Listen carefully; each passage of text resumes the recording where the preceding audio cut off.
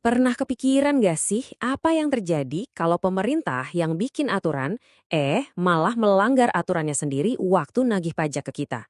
Nah, kali ini kita bakal bedah tuntas sebuah kasus nyata yang persis kayak gitu. Ini cerita di balik putusan pengadilan pajak yang penuh drama di bulan Agustus 2020. Pertanyaan besarnya sebetulnya simpel, tapi dampaknya luar biasa. Apa pemerintah masih boleh nagih pajak kalau prosesnya aja udah cacat? Karena mereka melanggar aturan main yang mereka buat sendiri. Nah, pertanyaan inilah yang jadi jantung dari semua perdebatan di kasus ini. Oke, kita mulai dulu dari sisi si penggugat ya. Seorang wajib pajak bernama Desi yang merasa jadi korban dalam cerita ini. Gini nih awal mulanya. Coba deh perhatiin lini masa ini. Pemeriksaannya dimulai 30 Agustus 2023. Menurut aturan mainnya, pemeriksaan ini harusnya kelar paling lama 8 bulan. Artinya, tanggal 29 Mei 2024 itu udah harus beres. Tapi faktanya gimana? Hasil pemeriksaan baru dikasih Maret 2025 dan tagihan resminya baru keluar Juni 2025. Jelas banget kan ini waktunya udah ngaret parah. Totalnya telat 371 hari. Coba bayangin, lebih dari setahun dari batas waktu yang udah ditentuin sama aturan mereka sendiri. Ini bukan salah ketik atau telat sehari 2 hari ya. Ini pelanggaran prosedur yang serius banget. Nah, ceritanya jadi makin rumit.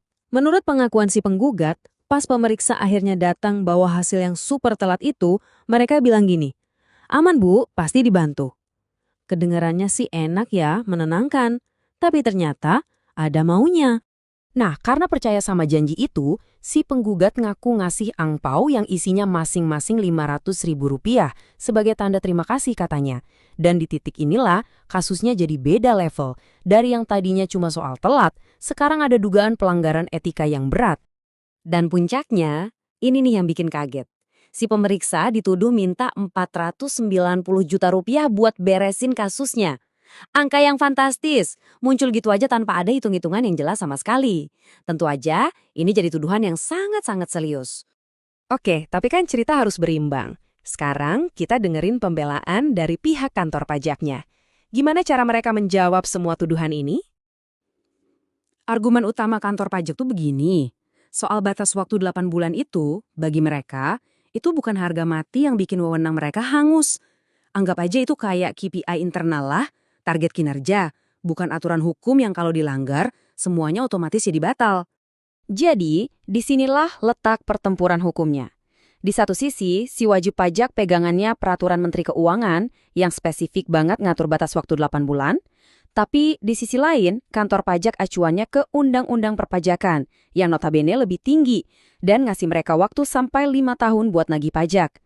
Pertanyaannya, mana yang lebih kuat, peraturan menteri atau undang-undang? Nah, disinilah kita sampai ke pertarungan utamanya. Ini benturan antara dua aturan, dua prinsip fundamental dalam pemerintahan yang lagi adu kuat.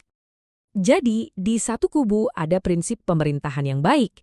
Intinya, pemerintah ya harus nurut sama aturan yang mereka bikin sendiri dong, demi kepastian hukum buat warga. Kalau dilanggar, ya hasilnya jadi nggak sah. Nah, di kubu seberang ada prinsip kewenangan negara. Logikanya, wewenang negara buat nagih pajak itu sakral, dijamin undang-undang, dan nggak bisa gugur cuma gara-gara ada salah prosedur di level peraturan yang lebih rendah. Dengan adanya benturan dua prinsip besar ini, gimana para hakim mengambil keputusan? Yuk kita intip pertimbangan mereka. Pengadilan fokus banget ke satu pertanyaan. Telatnya ini bikin tagihan pajaknya jadi nggak sah atau enggak? Wajib pajak bilang, iya nggak sah dong, kan aturannya dilanggar.